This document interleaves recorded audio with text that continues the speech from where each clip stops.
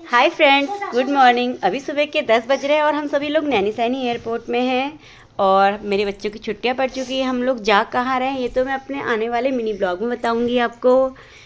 फ़िलहाल अभी हम लोग वहाँ थोड़ा फ़ोटोशूट वगैरह करवा रहे हैं जिसके बिना हम अधूरे हैं। लेकिन गाइज़ हमारे साथ एक फ़न हो चुका है, हमारा हेली कैंसिल हो गया है।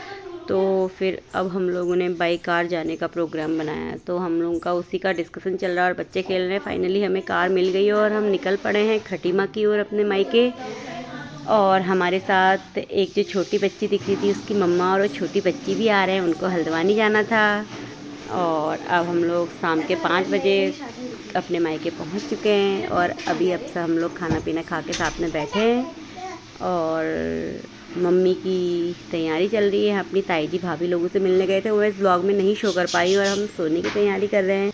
और मिलते हैं कल के ब्लॉग में। Bye bye.